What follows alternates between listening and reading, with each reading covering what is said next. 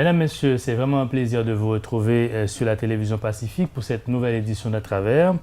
Cette émission est produite par le Technogroupe Communication dans l'objectif de vous faire découvrir une personnalité haïtienne ou étrangère qui, de par son parcours et dans son domaine d'intervention, contribue au progrès du pays, contribue au bien du monde et de la société haïtienne.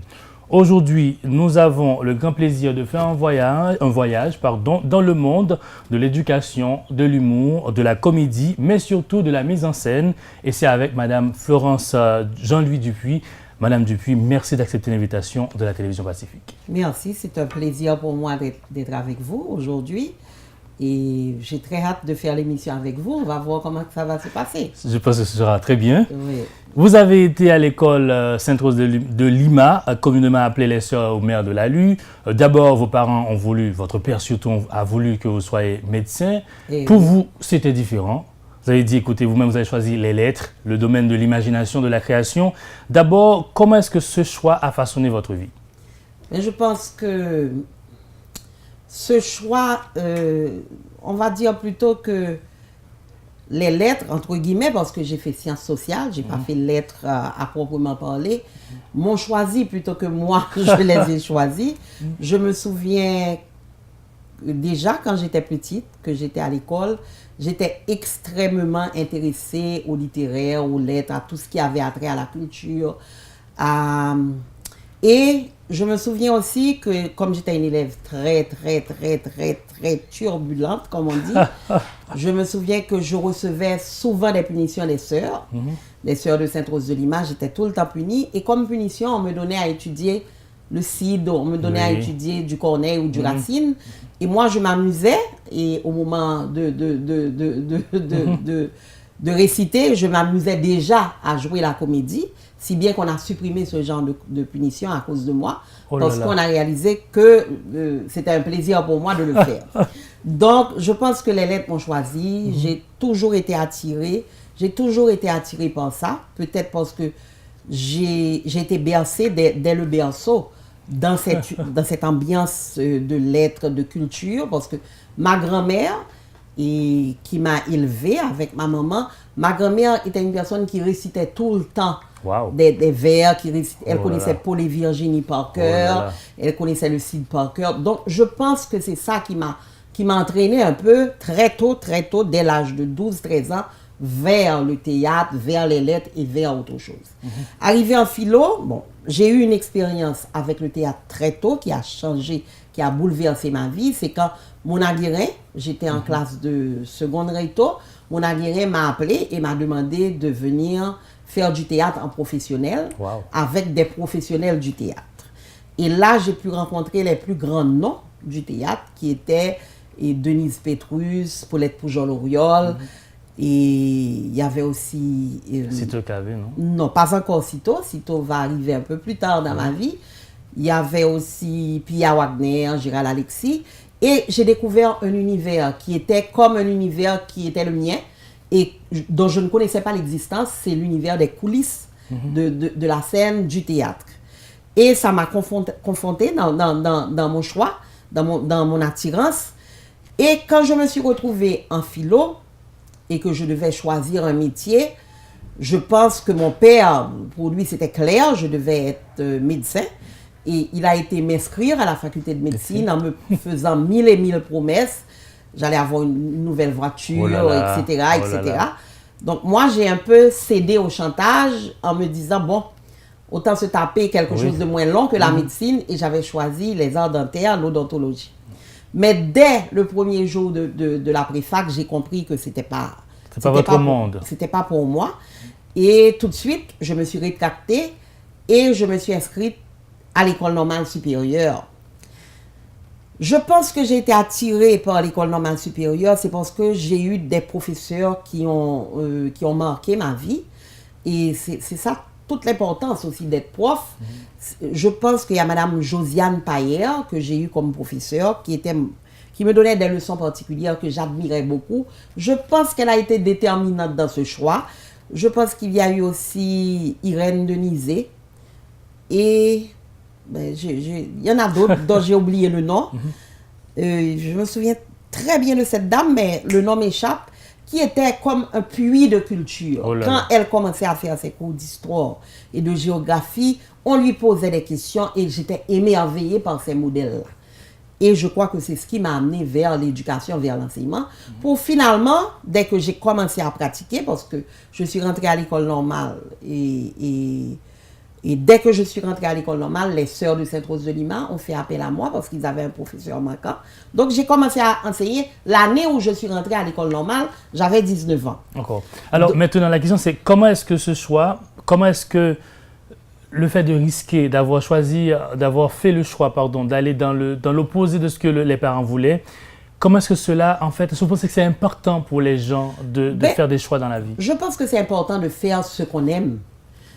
On n'a pas toujours le choix de faire ce qu'on aime. Moi, j'aime beaucoup le théâtre, mais je n'aurais jamais pu vivre que du théâtre. Je pense que c'est important de choisir quelque chose qu'on aime, qui va nous permettre de nous épanouir. Et c'est l'une des clés, je crois, de la réussite. Cependant, c'est important aussi de faire des compromis.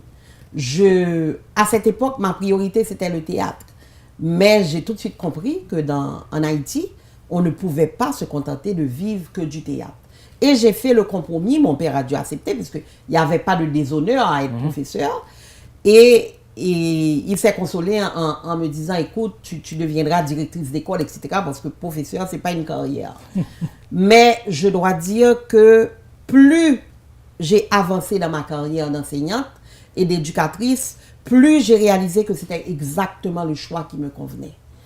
Et c'est vrai que enseigner est un métier terriblement ingrat, mais c'est un métier qui vous nourrit, qui vous enrichit.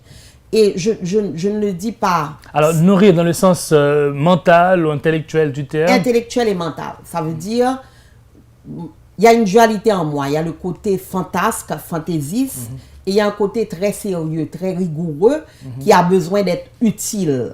C'est pas que le métier c'est pas que faire du théâtre n'est pas utile, c'est profondément utile. Mais il y a un côté, on change le destin des élèves que l'on croise. Ce côté-là, c'est ce côté-là qui me nourrit, qui me donne l'impression d'être importante et de faire la différence dans la vie de beaucoup de gens. Et c'est ça, je crois, la plus grande satisfaction du métier d'enseignante, c'est que je crois profondément que mes élèves, ceux qui m'ont croisé, je crois que j'ai marqué leur vie, que je leur ai servi quelque part, entre guillemets, de modèle, et que je leur ai donné une autre vision du métier de professeur. Et je pense aussi que l'enthousiasme que j'apporte en enseignant les sciences sociales ou les lettres ou autre chose, et même le théâtre, parce que le succès aussi, le secret de mon succès au théâtre, c'est que j'ai été enseignante. Je pense que les deux se sont nourris, ces deux casquettes, si vous voulez, se sont nourries l'une de l'autre et m'ont permis d'être cette femme-là. Vous avez étudié la diplomatie, les sciences sociales, on en parlait tout justement. Vous avez une maîtrise dans les sciences de l'éducation que vous avez fait à l'Université de Montréal au Canada. C'est ça. Des études qui, de prime abord, ne vous envoient pas automatiquement à l'univers du théâtre, non plus de la comédie. Certainement, les sciences sociales, oui, mais être professeur, certainement, mais ce n'est pas automatiquement, vous n'allez pas vers là. Alors, qu'est-ce qu'il y a? Le déclic, c'est quoi? Certainement, votre grand-mère vous récitait des vers, mais le déclic en vous, le moment où le grand tournant a été pris, vous avez dit, écoutez, moi, je vais faire le théâtre. C'était quand? C'était comment? Je pense que ce n'est pas un déclic, c'est un cheminement. C'est un cheminement. On est attiré par le théâtre, comme on est attiré par la musique, par la danse. Et à un moment donné, il y a une croisée des chemins qui fait qu'on emprunte ce chemin-là et qu'il vous satisfait et qu'on s'y arrête. Et on est prêt à faire tous les sacrifices nécessaires pour ce chemin-là. Et je crois que l'élément déterminant, le catalyseur dans ma vie, ça a été la rencontre avec Mona Guérin, et où j'ai découvert cet univers-là et je m'y suis sentie bien. Et il y a tout cet aspect créativité chez moi qui dormait, qui s'est réveillé d'un coup. Et même quand je n'ai pas pu faire le théâtre, parce que moi, je suis arrivée au théâtre vers les années 81-82, c'était les années de censure. C'était les années où le théâtre, justement, on a arrêté toute la production théâtrale parce qu'il y avait la censure des Duvalier. Donc, j'ai connu tout de suite après cette découverte, ce déclic sur le théâtre, un désert artistique. Et ce désir s'est arrêté avec 86, avec le retour de personnalités comme Hervé Denis et Cito Cavé. Et là, j'ai découvert un tout autre théâtre, un théâtre plus moderne, plus contemporain. Et c'est à ce moment que je crois que le destin a tout tissé, parce que je me suis retrouvée aussi à un moment donné directrice de la création au ministère de la Culture, et je voyageais tout le temps, donc j'ai eu l'occasion de découvrir le théâtre ailleurs.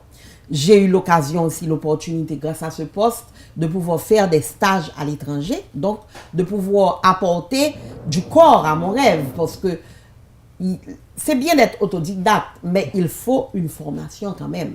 Il faut quand même être formé quelque part, être passé par un moule pour pouvoir avoir accès à la qualité et à la modernité. Aussi. À travers vos réalisations comme Monologue du vagin, comme Si nos dieux nous étaient comptés, deux de vos prodiges, franchement, moi j'ai appris à découvrir le vaudou à travers Et si nos dieux nous étaient comptés, c'est là que j'ai... Je suis contente que vous l'ayez vu, parce que c'est un spectacle que je trouve qui n'a pas été suffisamment diffusé par rapport à ceux qui le représentent. C'est vrai. Oui. Et moi, là, j'ai découvert les dieux de la poésie. Je ne connaissais pas que dans le vaudou, on avait des dieux pour la poésie. Je ne savais pas ça, moi. Un exemple. Hein? Et là, dites-nous à travers tous les drames que vous écrivez ou les pièces que vous mettez en scène, qu'est-ce que vous voulez exprimer aux citoyens et citoyennes haïtiennes? Je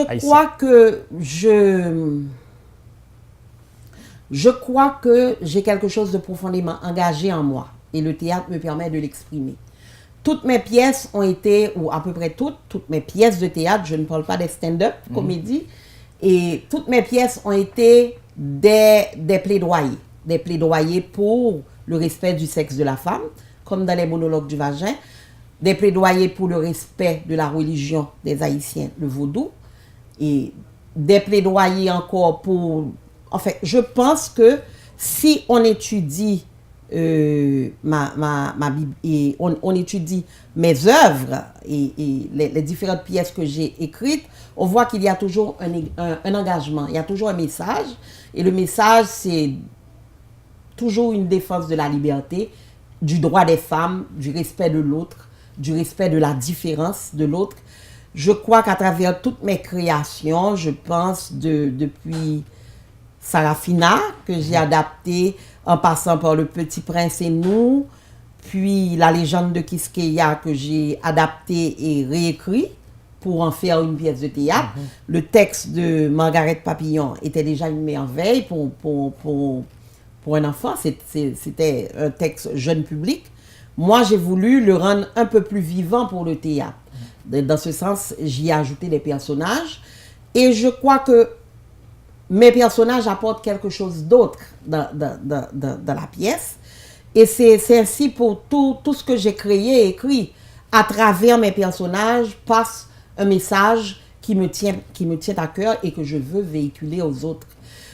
Alors, bien sûr, au fur et à mesure que j'ai grandi en tant que metteur en scène, le côté didactique de mes pièces de théâtre paraît beaucoup moins.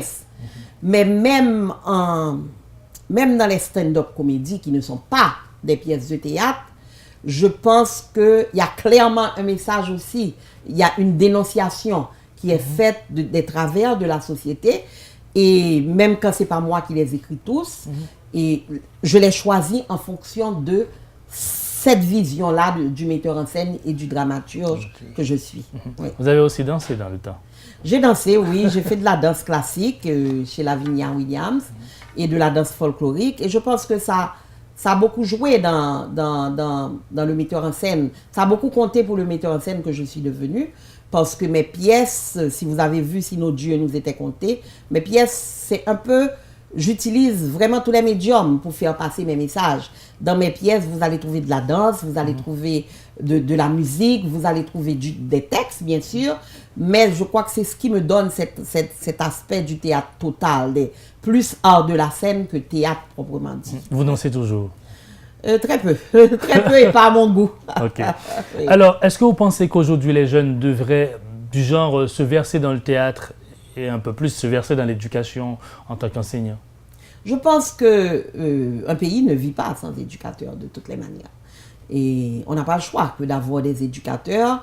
Et moi, pour avoir travaillé dans le secteur à tous les niveaux, hein, j'ai commencé comme professeur, puis correcteur, puis cadre au ministère, puis conseillère du Premier ministre, conseillère du président.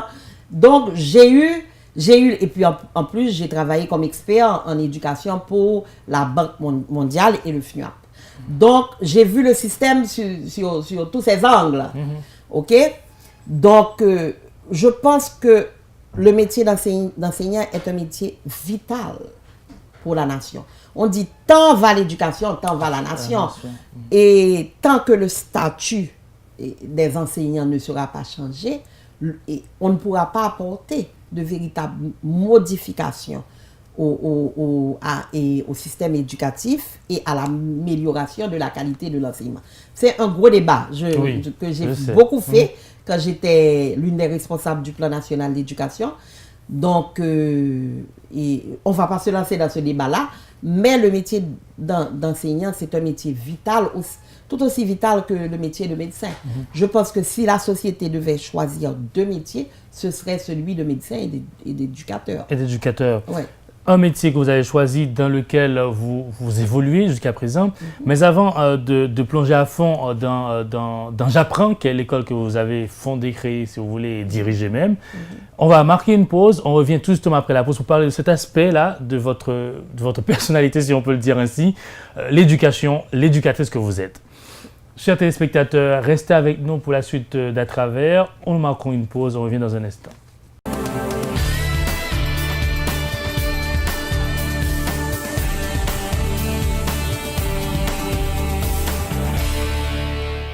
Vous suivez l'émission À travers sur la télévision Pacifique et notre invité pour aujourd'hui, c'est cette créatrice, metteur en scène avec plus de 30 ans de carrière, plus de 20 ans, plusieurs décennies déjà, Madame Dupuis, qui est Madame Florence Dupuis. Et avant la pause, nous parlions de votre carrière en tant que metteur en scène et actrice en tant que femme de théâtre. Nous allons regarder cet aspect-là qu'on n'a pas vu avant, on en a parlé un peu, c'est celle de l'éducatrice que vous êtes. Vous avez d'ailleurs construit, vous voulez fonder, en quelque sorte, créer l'école J'apprends dans l'ère de Thomassin. Le 17 mai dernier, vous avez été décoré par le ministère de l'Éducation nationale aux côtés de plus de 9 autres personnalités, dont l'ancien Premier ministre et ancien ministre de l'Éducation, M. Jacques-Edouard Alexis. D'abord, la question, c'est qu'est-ce qui vous a motivé de créer une école et de l'appeler par-dessus tout J'apprends? Je pense que quand j'étais jeune, je voulais faire la révolution et tout changer. Donc, j'ai d'abord commencé à travailler pour le pays au niveau macro. C'est ainsi que je me suis retrouvée impliquée dans la réforme du système éducatif au plus haut niveau, puisque j'étais l'un des 3 membres dirigeants et le plan national d'éducation qui devait accoucher plus tard du programme en vigueur actuellement. Donc, avec le plan national d'éducation, j'ai eu l'impression, j'ai pu toucher du doigt les limites de ce que je voulais faire, de cette révolution. Je voulais changer Haïti, transformer Haïti, et en passant par l'éducation. Et je pense que après avoir travaillé dans le plan national d'éducation, je me suis dit que je vais arrêter de travailler pour l'État, puisque quand on travaille pour l'État, on a souvent des limites qui sont imposées par le système lui-même. Et je me suis dit, je vais essayer maintenant d'apporter le changement dans mon environnement immédiat. Et comme j'habitais Thomassin, je me suis dit qu'il n'y avait pas de bonne école qui existait à Thomassin. Avant 2000, il n'y en avait pas. C'était certaines écoles congréganistes, mais semi-publiques qui existaient, et un lycée. Donc, je me suis dit que je voulais proposer aux gens qui habitaient la zone de Thomassin, Fermat, Kinskov, une école de qualité. Bon. Il y a eu d'autres personnes qui sont arrivées entre-temps, et c'est tant mieux pour la zone, parce que la zone a vraiment besoin de bonnes écoles, et je crois qu'il faut près de 3 heures de temps à un enfant pour arriver en ville. Absolument. Et donc, je voulais apporter ce changement-là à Thomassin. Et c'est ainsi que j'ai eu l'idée de créer l'école qui s'appelle J'apprends, et pour mettre l'accent sur l'apprenant, sur l'apprentissage, sur le mouvement, si vous voulez, l'action d'apprendre. Donc, ce n'est pas un nom qu'on a choisi au hasard. Voilà. Et c'est ainsi que j'ai créé cette école en 2000. L'école a maintenant 17 ans. 17 ans. 17 ans et ça se passe bien. Ça se passe bien, les parents sont satisfaits. Et surtout, je vois le travail que je fais avec la population qui fréquente l'école. Je peux dire que j'essaie, je crois que partout où je suis passée, et que ce soit en Haïti ou à l'étranger, les gens ont toujours dit que mon éducation faisait la différence. Et mon éducation, ils m'ont toujours demandé, mais où tu étais à l'école? Est-ce que tu vivais en Haïti? Toi, tu n'as pas grandi en Haïti? J'ai toujours répondu oui, parce que je suis le pur produit d'Haïti. Et je crois que, en plus de l'éducation que mes parents m'ont donnée, Sainte-Rose de Lima, l'école que j'ai fréquentée, c'est elle qui a fait la différence. Donc, j'essaie aussi, avec J'apprends, de faire la différence. Je n'ai pas les épaules aussi solides qu'une école congréganiste qui a des siècles d'existence, mais je crois qu'avec les élèves qui fréquentent mon école, J'apprends, je crois que je fais la différence. Je ne passe pas simplement l'instruction, mais aussi l'éducation. L'éducation. Et ça me nourrit complètement. Oui. Et cela vous nourrit, mais avec quel sentiment est-ce que vous avez reçu la récente décoration du ministère de l'Éducation nationale? Bon, avec un sentiment de fierté, un sentiment aussi de reconnaissance, parce que je sache, en Haïti, on ne fait pas de cadeaux aux gens. On ne donne pas facilement de décoration, sauf quand ils sont morts. Là, ça va très vite. Et c'est amplifié par tous les médias. Donc, avec un sentiment de reconnaissance, c'est la fierté et puis la satisfaction de voir que je suis reconnue par mes pairs. Parce que souvent, quand vous avez des détracteurs, tout ce qui est une qualité, une force chez vous se transforme en faiblesse. Souvent, alors, le succès, c'est pas quelque chose qui est gratuit. On le paie chèrement. Dès qu'on a du succès, on a beaucoup de détracteurs, on a beaucoup de gens qui vous critiquent. Et j'ai déjà entendu quelqu'un dire, pas directement devant moi, mais j'ai pu entendre, dire « Ah, mais elle fait du théâtre, elle a une école, est-ce qu'elle a le temps pour s'occuper de l'école ?» Oui, j'ai du temps, j'y consacre ma vie. C'est ma vie qui est une vie de travail. Et c'est comme ça que je suis bien. Donc oui, j'ai du temps pour m'occuper de l'école. Évidemment, plus l'école grandit et plus je vieillis, plus je dois préparer la relève. Et je prépare la relève, je délègue, mais je m'occupe de mon école. Je crois que la vie m'a enseigné une leçon, c'est qu'il faut s'occuper de ce qui est à soi. Et j'ai la responsabilité des élèves qui sont à J'apprends. Les parents ont choisi J'apprends parce qu'ils me connaissent, parce qu'ils me font confiance. J'ai une responsabilité. C'est sûr que l'école doit avoir des failles, mais chaque jour, il n'y a pas une année qui se passe sans que je n'apporte une amélioration, quelque chose de nouveau. J'introduis des tablettes numériques, j'introduis tel système. Il y a toujours quelque chose à faire pour qu'on aille de l'avant, même si on a des imperfections et des failles qui sont inhérentes au système éducatif haïtien.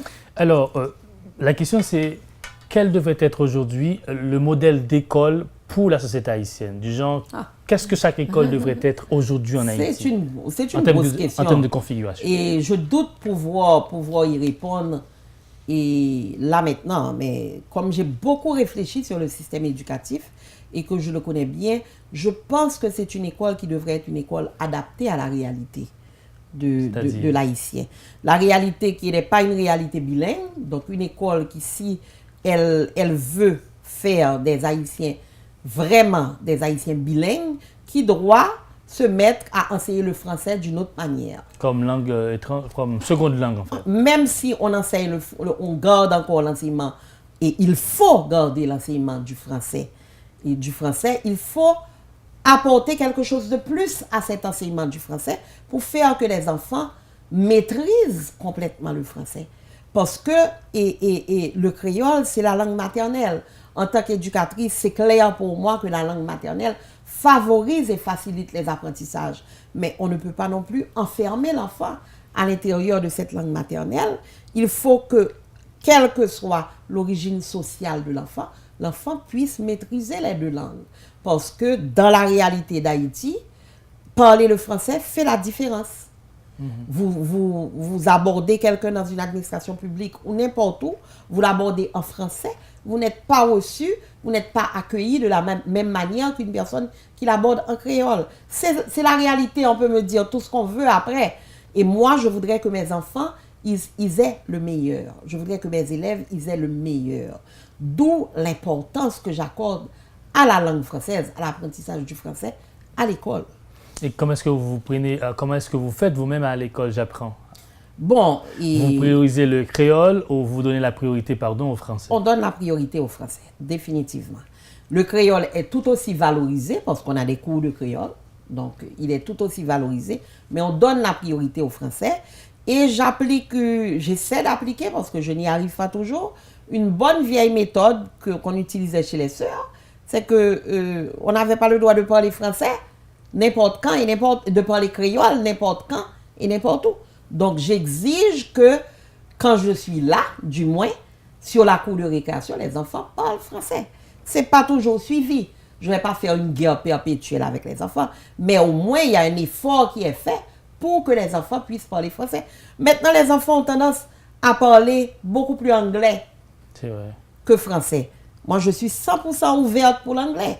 Oui, les enfants sont sollicités par des images qui nous viennent des États-Unis, par toutes sortes, par toute une culture et qui nous vient des États-Unis. Je suis très contente que les enfants, je suis pour que les enfants soient même trilingues.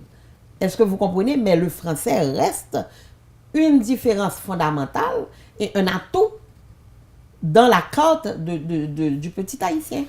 Alors, le français est enseigné là-bas, alors j'apprends comme seconde langue ou comme... Le français est enseigné comme langue, comme il est enseigné dans le système éducatif haïtien. Mais j'ajoute plus de cours de français. Le système éducatif a un nombre d'heures qui est recommandé. Moi, je donne 7 à 8 heures de français par semaine pour voir, en faisant le français oral, en faisant plus de production écrite, plus de lecture-compréhension, et en utilisant dans mon école un livre du système éducatif haïtien, un livre haïtien, un livre qui vient de France. Comme ça, parce que des fois, vous commencez une lecture avec un enfant, et ce qui est dit dans le texte ne correspond pas du tout à son univers. Absolument. Donc l'enfant est complètement perdu. Non seulement c'est pas son vocabulaire, mais il comprend pas de quoi on parle. Moi, j'estime qu'il faut que l'enfant soit ouvert sur d'autres univers aussi. Donc il faut que l'enfant découvre aussi l'univers du petit français, du petit belge, du petit canadien pour qu'il fasse partie de la communauté francophone. Alors, on est encore là-dessus, sur le système éducatif haïtien. Que manque-t-il d'après vous à ce système? Je ne veux pas répondre de manière superficielle à vos questions.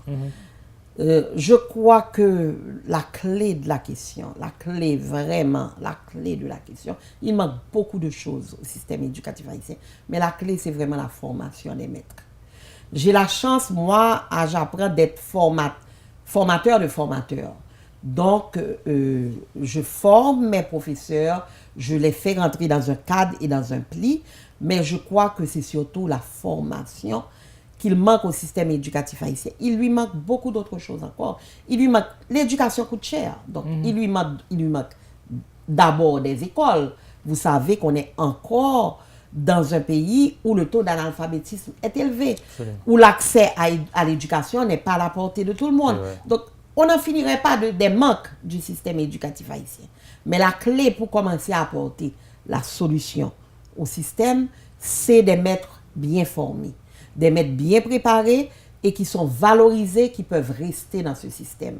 Je sais que la question qui va suivre, est-ce que moi j'ai un traitement particulier pour mes professeurs? J'essaie de leur donner tout ce que je peux. Mais il y a la réalité du marché, et que mon école ne peut pas demander des sommes exorbitantes aux parents. Donc, je suis certainement limitée dans ma capacité de satisfaire tous les besoins des professeurs. Mais j'essaie quand même de donner mieux qu'ailleurs. Je ne parle pas des écoles qui fonctionnent en US ou des écoles qui sont des écoles internationales comme le lycée français ou l'Union School. Mais je crois que, en tout cas, d'après le ministère de l'Éducation nationale et l'inspecteur de ma zone, j'apprends à la meilleure école de la zone 5. Partant de votre expérience, que faut-il à une personne, un jeune homme, une jeune femme, pour pouvoir vraiment atteindre ses buts dans la vie? De la détermination et de la clairvoyance aussi. Et savoir faire des compromis, savoir s'adapter. Ne pas renoncer à son âme, ne pas renoncer à son désir essentiel, mais savoir faire des compromis, s'adapter pour arriver au but. Je crois que, et surtout, savoir que le talent n'est qu'une infime partie de ce qu'il faut pour réussir. On ne réussit pas seulement avec le talent, il faut le talent aussi. Et ceci, je le dis aussi bien pour mon métier comme femme de théâtre que comme éducatrice. Parce que n'importe qui non plus ne peut pas enseigner. Il faut que la personne ait en lui une sorte de feu sacré, de capacité de communiquer, de leadership, de capacité de garder l'attention de ses élèves. Et n'en parlons pas pour le métier d'acteur. Pour le métier d'acteur, on a le talent, on ne l'a pas. Mais le talent est 10% vraiment du game. Il faut, à côté de ce talent, du travail, encore du travail. Beaucoup de travail, mais d'où puisez-vous vous-même votre énergie pour faire tous ces travaux, pour réaliser tous ces travaux et par-dessus tout surmonter les obstacles que tout le monde rencontre dans la vie, mais particulièrement les obstacles? Je pense que, en tout cas, dans ma vie, moi, chaque fois que quelqu'un m'a donné ce qu'on appelle un coup de pied, je suis tombée, mais j'ai été plus loin. Il ne faut pas se laisser abattre par les obstacles. Il faut savoir que pour réussir dans la vie, rien n'est facile. Donc, c'est comment contourner l'obstacle, le surmonter, le survoler, mais de toutes les manières, ne pas se laisser arrêter par l'obstacle. Une volonté infaillible aussi. En Haïti, réussir un spectacle, ça tient du marathon. Réussir un spectacle en Haïti, ça tient du marathon. Donc, c'est les gens, quand ils vont à mes spectacles, ils voient que la salle est remplie, que les gens applaudissent, que ça, c'est le haut de l'iceberg. Parce que derrière, il y a un travail de 9 mois, d'1 an de préparation qui donne cette impression d'aisance. Il y a aussi, même si j'ai envie de transmettre, même si j'ai envie de faire passer mon engagement, de faire passer des idées à travers le spectacle, le respect du public auquel on s'adresse. Il ne faut pas s'adresser non plus, il ne faut pas utiliser des procédés et des moyens que le public n'est pas capable encore de recevoir. Il faut entrer dans la modernité, mais en faisant des compromis et éduquer le public pour que le public arrive jusqu'à nous, l'artiste. Quand on vous dit pardon, succès, vous pensez à quoi? Je pense à épanouissement, je pense à joie, parce que le succès ne procure que des joies éphémères. Mais ça permet un certain épanouissement qui donne l'harmonie et l'équilibre. Quand on vous dit loisir, vous pensez à quoi? Je pense livres, bonnes lectures. Je pense aussi cinéma. Je suis une cinéphile vraiment, vraiment avertie. Alors, on va clore l'émission, mais avant, un mot spécial à la jeunesse, aux téléspectateurs et téléspectatrices de la télévision Pacifique qui regardent à travers maintenant. Je l'ai déjà dit, je pense que c'est ne jamais renoncer à ses rêves. On a le droit de rêver, on a le devoir de rêver. Ne jamais renoncer à ses rêves. Trouver les moyens de ses rêves, faire des compromis en ne renonçant pas à soi-même et avancer. Avancer. Une nouvelle fois, merci d'avoir accepté l'invitation. Merci beaucoup, Madame. Ce fut un plaisir. Oui. C'est ici la fin de cette édition à travers sur la télévision Pacifique. On vous donne rendez-vous une autre fois pour une autre émission. Restez avec nous pour la suite de la programmation.